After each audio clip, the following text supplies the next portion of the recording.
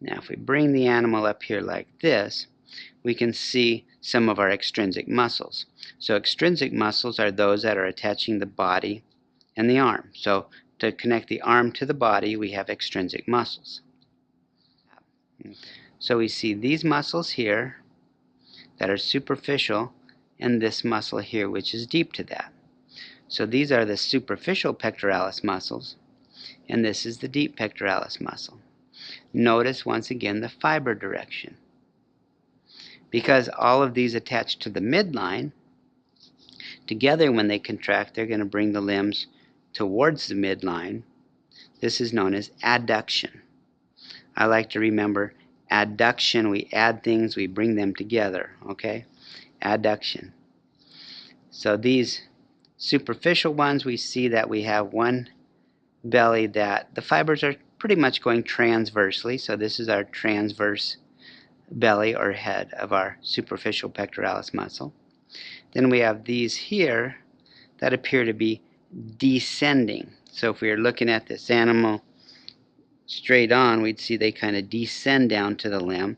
So this is the descending portion of the superficial pectoralis muscle. Okay.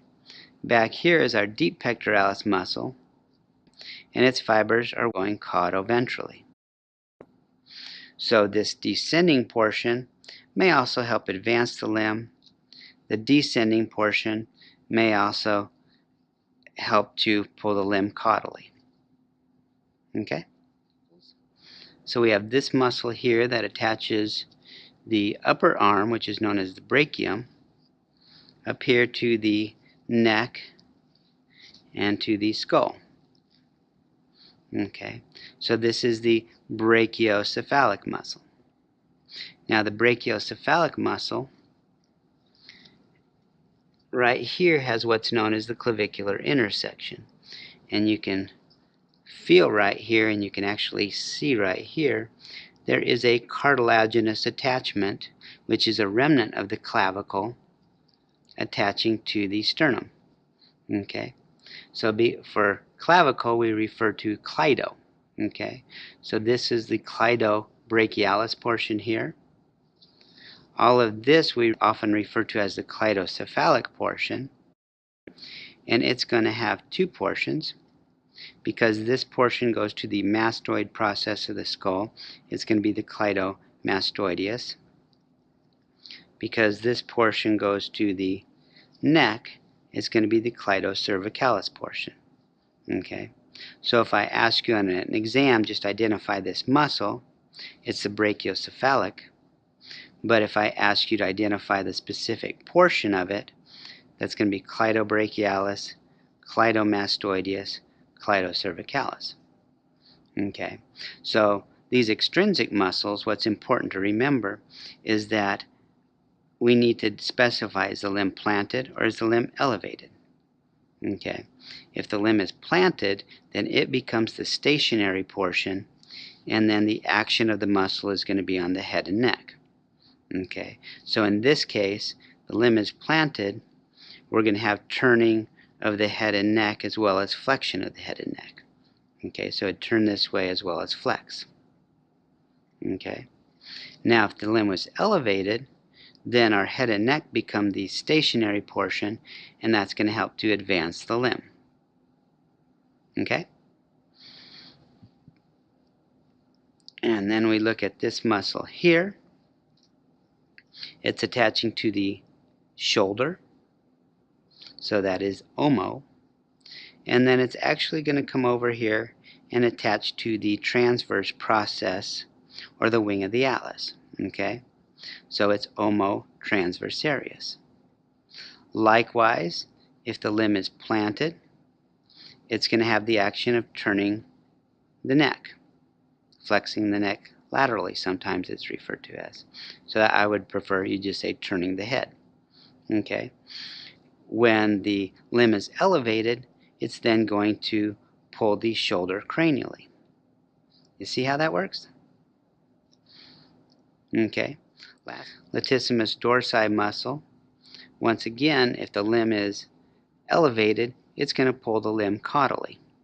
Can you see that? Look at the fiber direction. Remember, muscles only get shorter, they don't push. So it's going to pull the limb caudally. Now if the limb is planted, yeah, it's going to pull the trunk cranially.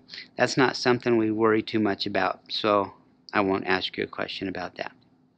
Okay? We look up here, and we've got a triangular muscle. And it actually has two parts. It has this portion here, which is the cervical portion, and this is the thoracic portion. This is all the trapezius muscle. Okay, so the trapezius muscle, look at those fibers, they're going this way and this way.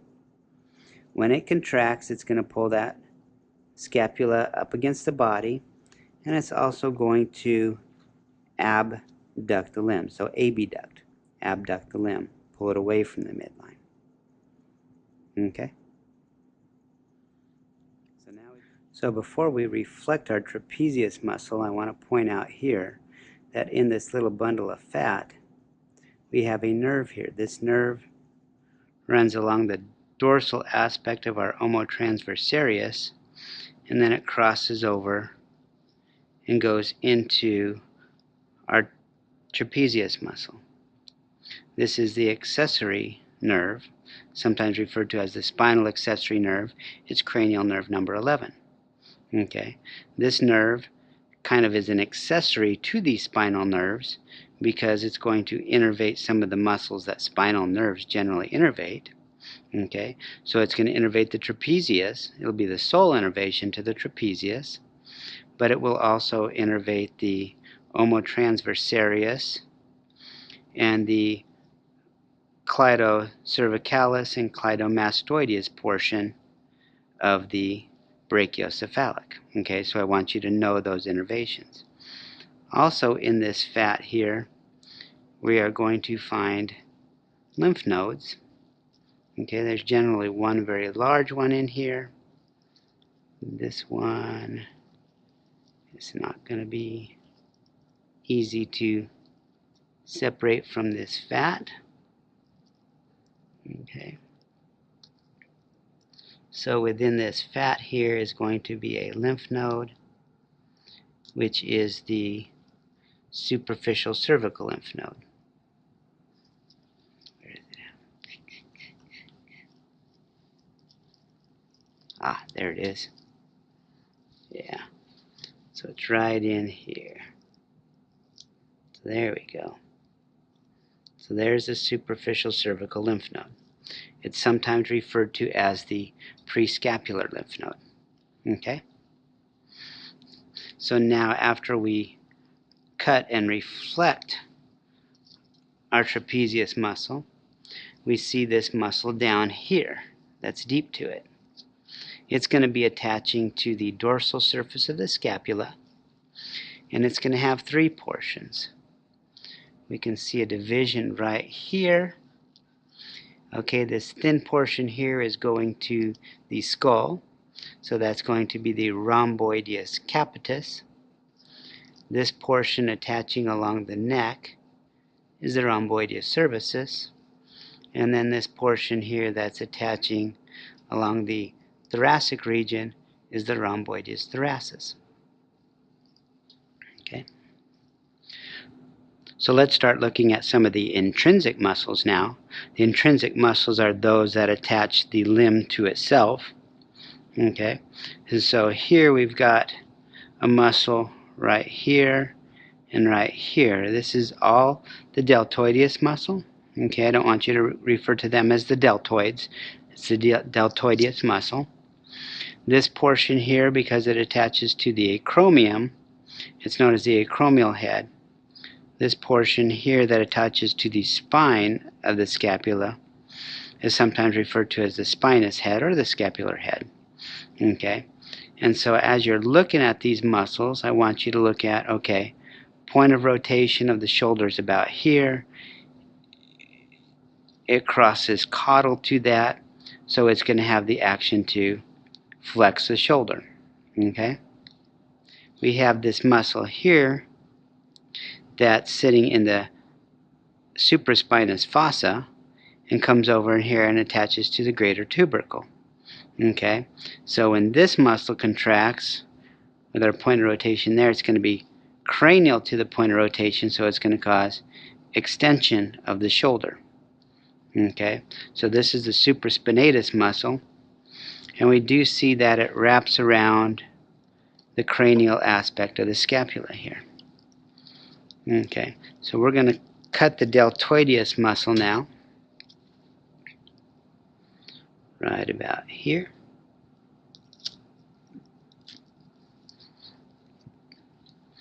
And we see that we have exposed some nerve fibers coming up in here. These nerve fibers belong to the axillary nerve. We'll look more at the axillary nerve in a minute. Okay. Now, sitting deep to the deltoideus in the infraspinatus fossa is the infraspinatus muscle. And it's going to come over, it's going to attach on that greater tubercle, more caudal aspect. That's kind of a funny muscle because when the shoulder is flexed, it's going to help in flexing. When it's extended, it's going to help in extending. So no, we're not going to worry too much about the action of this muscle, but it is important for maintaining support of the shoulder because the shoulder doesn't have collateral ligaments. Okay, right here we find a very small muscle which I've accidentally cut. And this very small muscle that sits just caudal to the infraspinatus is going to be the teres minor muscle. Okay, so this muscle is also caudal to the point of rotation of the shoulder, so it's going to have the action of flexing the shoulder. Okay, here we see the Triceps Brachii muscle. We have the long head here, the lateral head here. If we transect the origin of the lateral head here, we are now going to expose much better the Brachialis muscle. But then we also see a head that's not present in other animals. I'm going to go ahead and cut this attachment here. And we have what is known as the accessory head of the Triceps Brachii. So in the dog, they didn't read the book, and we have an accessory head, so we actually have 4 heads of our Triceps Brachii. Okay, if we come over here, we're going to find a thin muscle here. This is the tensor fascia Antebrachium muscle. Then we have once again the more of the long head, and then the medial head of the Triceps Brachii. So the Triceps Brachii muscle attaching to the olecranon, it's caudal to the point of the rotation of the elbow, and so it's going to cause extension of the elbow. Whereas the brachialis and the biceps brachii muscle here cross cranial to the point of rotation, so they're going to cause flexion of the elbow. Okay, I want you guys to look at these muscles, see where they're crossing, and then decide on their action, not just memorize actions. Okay?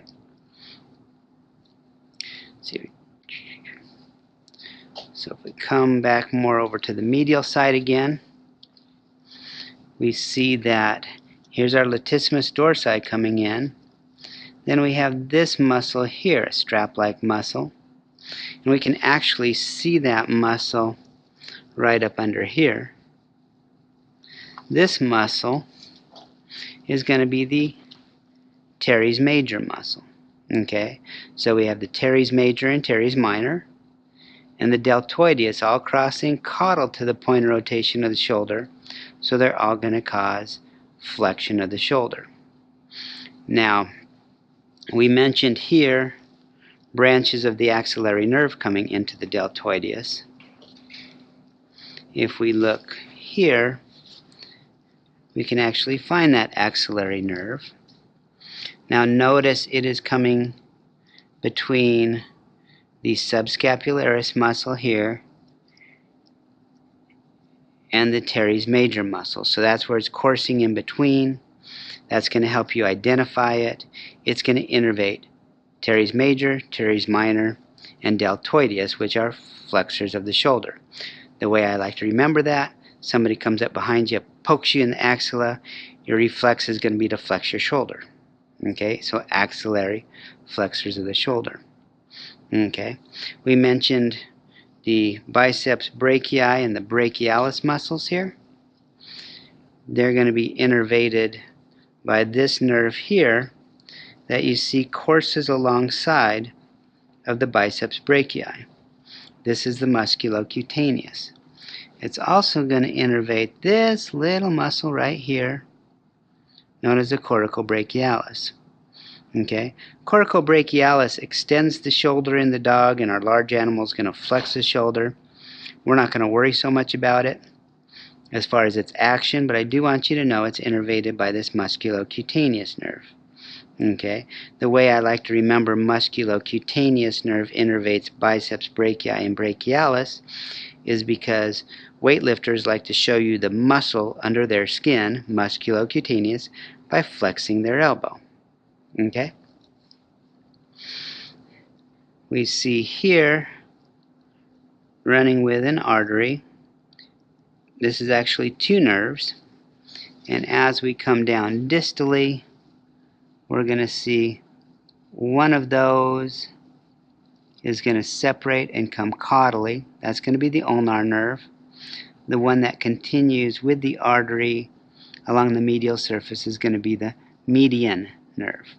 Okay, both of these nerves are going to innervate these caudal muscles, caudal and medial muscles of the antebrachium. We'll come back to those in a minute. Okay, we've got this great big nerve here that's diving into the Triceps Brachii muscle.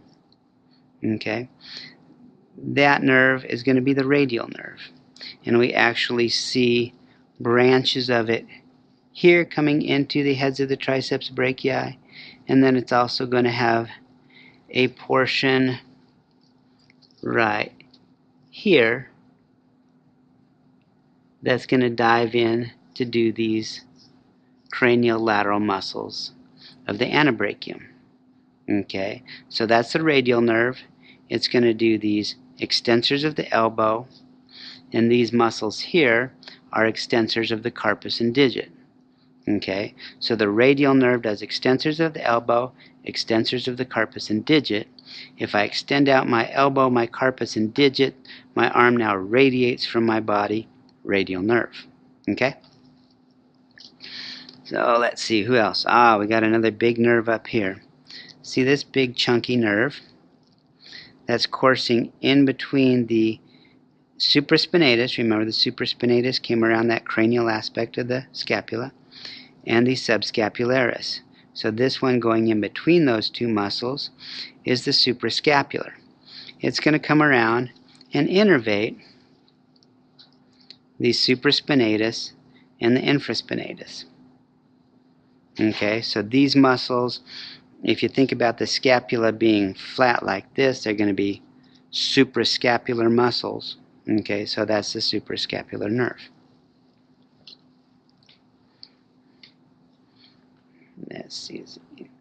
Okay, yes, we do have some subscapular nerves going into the subscapularis muscle here. Okay, so the subscapularis muscle does some adduction of the shoulder. It's also very important for the support of the shoulder. Okay, we've already mentioned the innervation to these muscles of the antebrachium, but let's go over them again. So the more cranial lateral ones are going to be innervated by the radial nerve. These are going to be the extensors of the carpus and digit. The more caudomedial are going to be innervated by the median, more medially, the ulnar, more caudally. Okay, as I've said, there's some variation in species which get innervated by which, so we're not going to worry so much about specifics on those other than the more caudal ones are by the ulnar, the more medial ones by the median. Okay, so we look here, we've got a very little thin strap muscle. We're not going to worry about this one because it's not always present. That's the Brachialis muscle. Don't worry about that. Okay, but we look at this guy here, and you can see as I tensed it, it extended the carpus. This is sitting on the radius, the extensor carpi radialis. Okay, and as you see, it comes down and ends right here. Now that's always good to start most cranial and work your way around. Our next muscle here is going to come down, and as you see, it's going to divide and go to all the digits. So this is the common digital extensor. This next little guy here comes down, and it's going to divide just to the lateral 3 digits. So that's going to be the lateral digital extensor. This muscle here, you follow it down, and it attaches over here to the accessory carpal bone. This is the Ulnaris lateralis.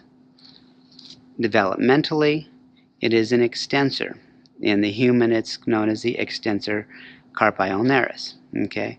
But in our domestic species, it's a flexor of the carpus, and so we're going to just call it the Ulnaris lateralis. But note, it is innervated by the radial nerve. We continue our way around caudally here. We're going to find a muscle that actually has 2 portions to it, a very thin portion and a thicker portion. Also attaches to the accessory carpal bone. That's going to be the flexor carpi ulnaris. So it just flexes the carpus. More medially now, we then have the superficial digital flexor, which we see as we trace it down. Its tendon is going to divide and go to all the digits. Okay, so that's the superficial digital flexor.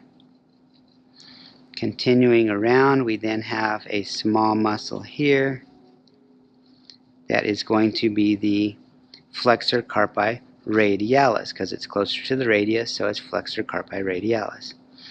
Now we've got several deep bellies in here that if we trace them, they're going to come to a common tendon under in here, and that's going to be the deep digital flexor tendon, and those are going to also go to all the digits. Now 2 muscles we haven't mentioned yet. On the lateral surface, down in here, we've got this muscle here. Notice its fibers are going this way, and when it contracts, it's going to cause the paw to turn like this, which is a lateral rotation, also known as supination. So this muscle in here is the supinator muscle. And then back out here, we have this muscle here, whose fibers, when we have contraction, is going to cause the paw to do this, or medial rotation, also known as pronation. So this one's going to be innervated by the median. This one's going to be innervated by the radial nerve. Okay?